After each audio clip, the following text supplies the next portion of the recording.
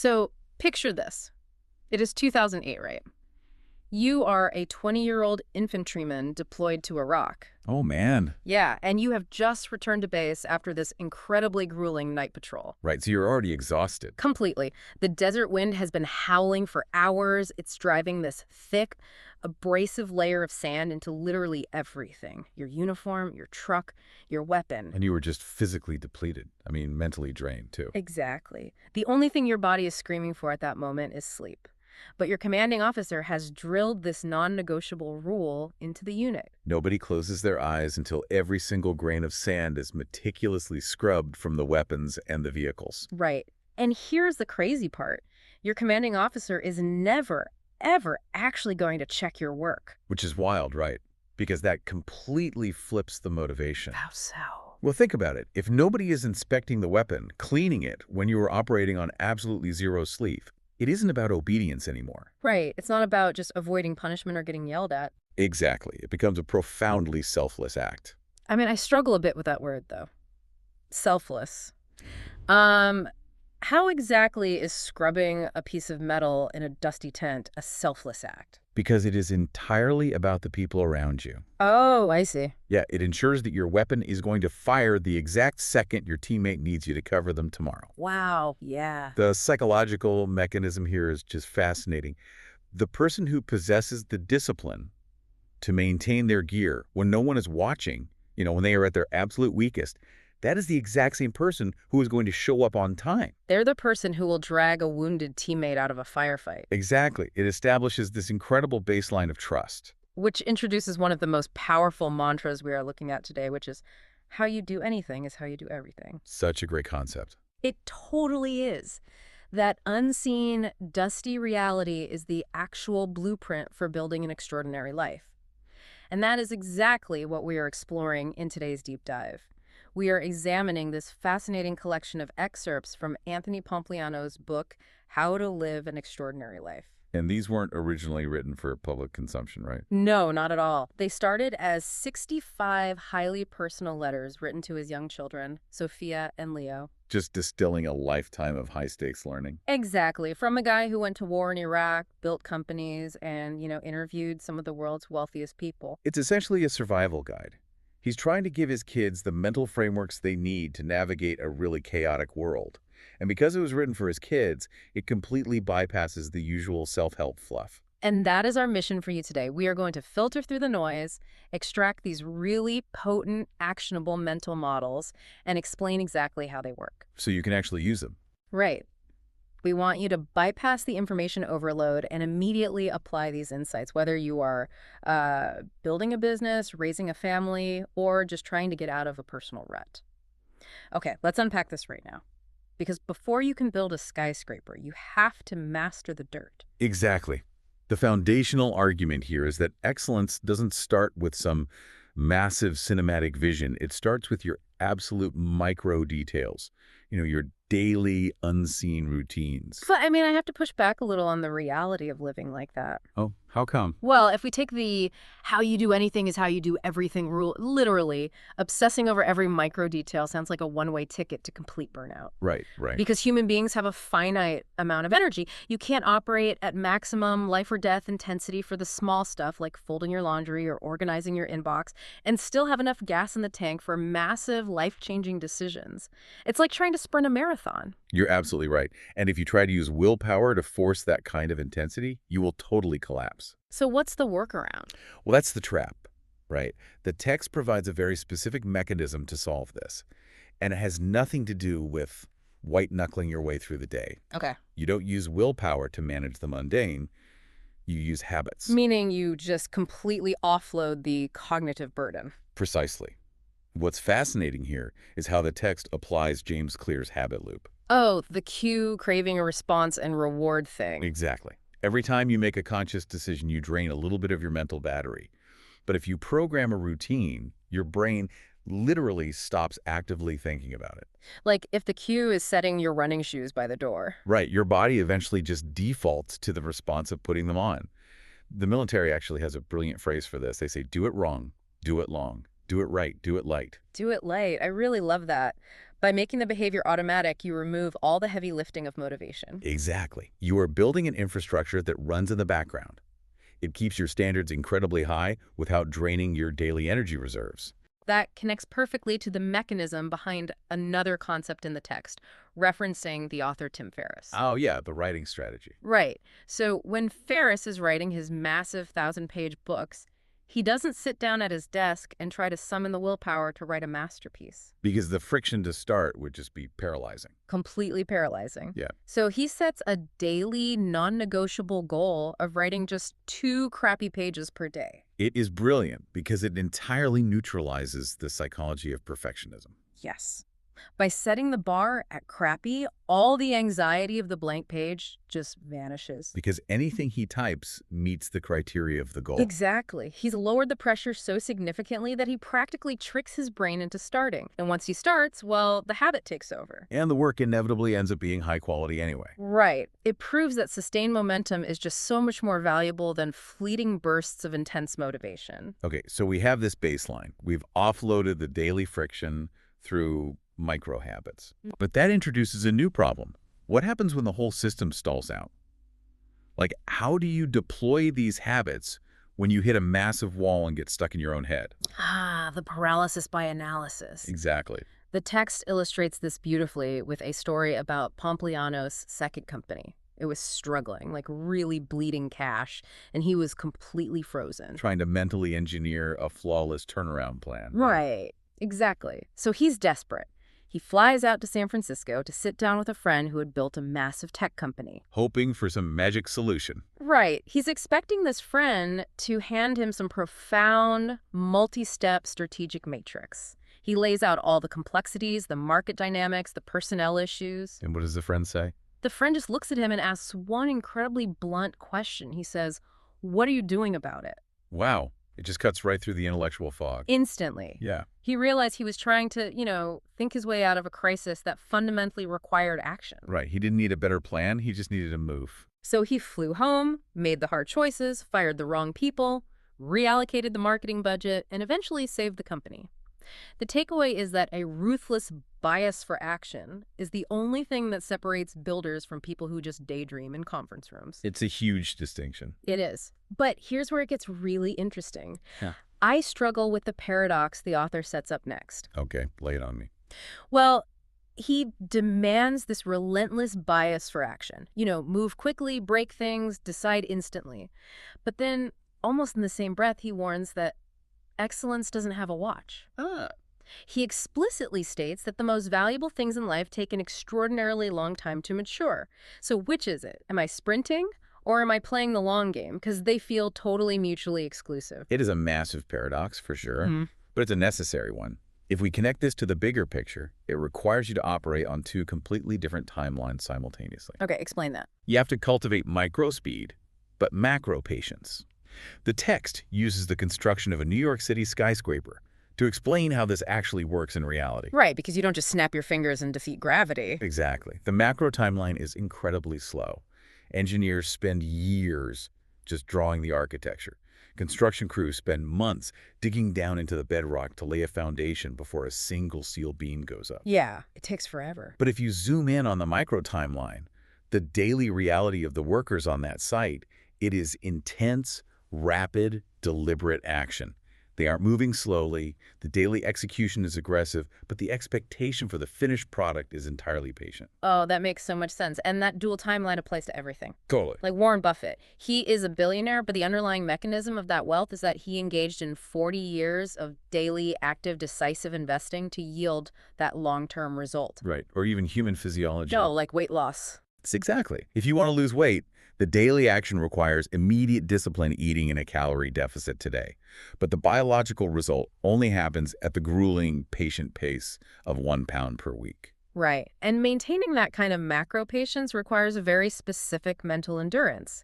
Because over a long enough timeline, the conditions you started with are guaranteed to break down. They absolutely will. Which leads to a story in the book that perfectly captures how to handle that breakdown.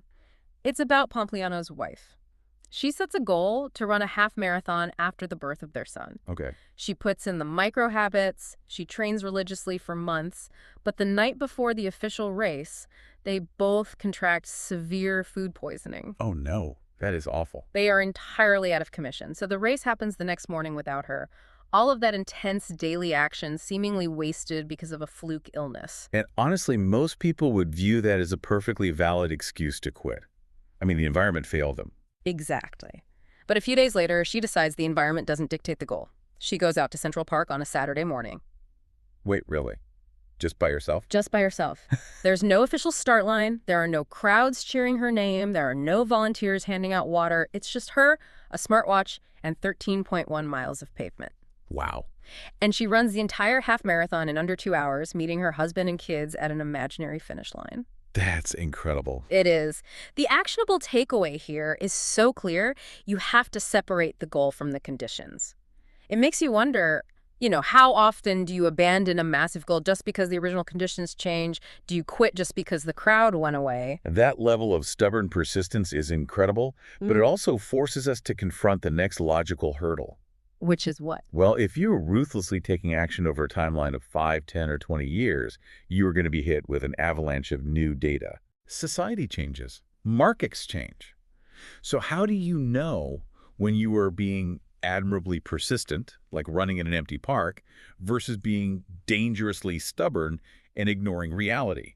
The text offers an incredibly elegant framework to solve that tension. It says, carve your ethics in stone, write your opinions in sand. It perfectly separates the foundational from the flexible. Yeah. Your ethics are your core principles. Yeah. They dictate how you treat people and your baseline of integrity. Those should never waver. You always do the right thing, regardless of the cost. But opinions. Opinions, however, are simply views you form based on the current available data.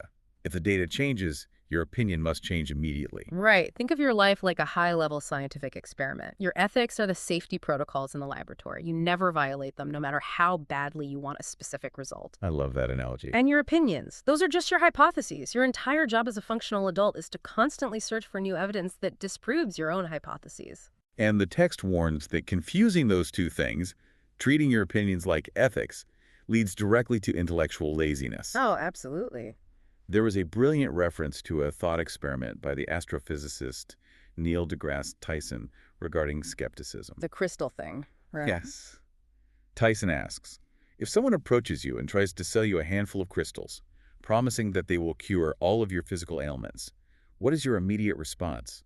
Do you believe them outright, or do you reject them immediately? I mean, I think anyone listening who prides themselves on being rational would say, I'd reject that immediately. It's obvious garbage. Right. But Tyson argues that immediate rejection is exactly as intellectually lazy as immediate belief. Wait, why? If you know crystals don't cure diseases, why is it lazy to just say no? Because saying that's garbage makes us feel smart without requiring us to do any actual work. Oh, well. True skepticism is incredibly difficult. Yeah. It isn't just saying no, it is a rigorous path of inquiry. It means asking probing questions, demanding peer-reviewed evidence, and really investigating the claims. It requires the mental flexibility to genuinely look at data. Right. That is what it means to write your opinions in sand. But the ethics are carved in stone. And Pompliano illustrates exactly how expensive that stone can be with a story from a Las Vegas tech conference. Oh, it was a great story. A founder pitches him a new software business. The author looks at the metrics, the user growth, the margins. Based purely on the data, his opinion was that this business was going to print money. It was a phenomenal investment. Okay, so what was the problem? The catch was that the software inherently preyed on economically disadvantaged populations. Ah, so the data-driven opinion said yes, but the foundational ethics said absolutely not. Exactly. And he didn't just politely decline. He sat the founder down, explained in excruciating detail why the product was morally bankrupt, and then he ran as far away from the deal as possible. It is very easy to write your opinions in sand when there is no money on the line. But keeping your ethics carved in stone will eventually cost you, and you have to be willing to pay that price. Totally. But how does this mental flexibility apply when we look backward? When we suffer a massive, undeniable failure? Well, that requires another paradigm shift from the text. Yeah. And it's this idea that today is practice for tomorrow. Practice. Yeah. When we fail, the immediate emotional response is to view that time and effort as entirely wasted. But the text argues that humans are not born with the capacity for excellence. It is acquired purely through friction. like his first company. He started it thinking he would run it for 40 years. And how long did it last? 18 months later, it was completely dead. But if you write your opinions in sand, you realize it wasn't a waste of time. It was the exact high-stakes practice he required to build his second highly successful company. Which then served as the practice required to lead high-performance teams at Facebook later on. And that applies far beyond business. Think about your personal life. The text points out that early, immature relationships, the ones that ended in heartbreak or disaster, were actually a central practice. Oh, for sure. They were the training grounds where you learned empathy, compromise, and responsibility, which eventually prepared you to sustain a successful marriage down the line. Right. If you reframe failure as skill acquisition, literally nothing is ever wasted. Okay, so let's synthesize where we are. We have the micro habits removing daily friction. We have a bias for action balanced by macro patience. Right. We maintain flexible opinions but rigid ethics. And we view our failures as practice. But what happens when a piano just drops from the sky? Right, the stuff you can't plan for. Exactly. How does this framework handle massive, unpredictable events that are completely outside of our control? Because Pompliano makes a very controversial claim here. He states, unequivocally, that luck is not real. This raises an important question about how we process the world around us, particularly when it comes to trauma. To explain why luck is an illusion, the text takes us back to his military deployment. He discusses the soldiers who sustained horrific, life-altering injuries, lost limbs, severe concussions, permanent damage. And the immediate societal narrative is usually, oh, those are the unlucky ones. But the internal reality of those soldiers was completely split. Among the severely injured, some genuinely believed they were cursed, that they were the victims of terrible luck. Yeah. But others with the exact same injuries believed they were incredibly lucky just to have survived the blast. Wow.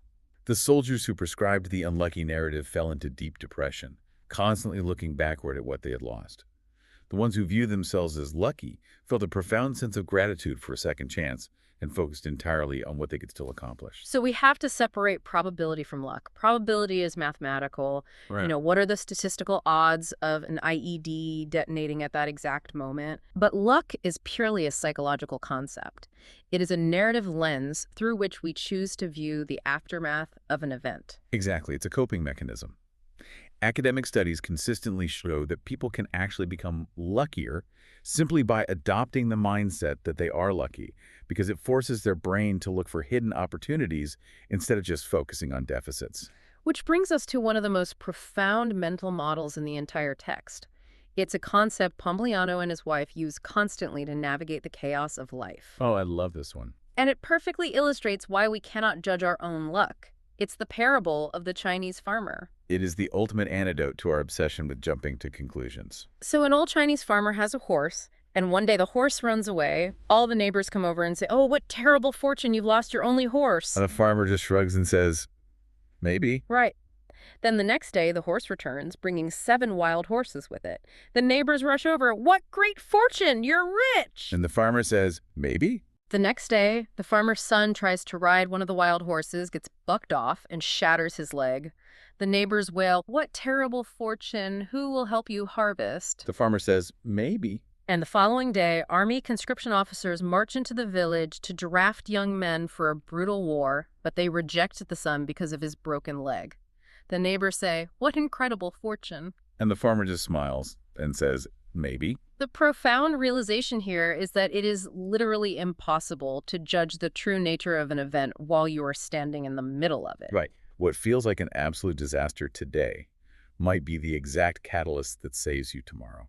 The text gives a chilling, real-world example of this cognitive dissonance. Seth MacFarlane, the creator of Family Guy, and the actor Mark Wahlberg. Oh, the 9/11 story. Yeah. On the morning of September 11th, 2001, both men were officially booked on American Airlines Flight 11. That was the flight that was flown into the North Tower of the World Trade Center. Just horrifying. Wahlberg ended up changing his travel plans at the absolute last minute.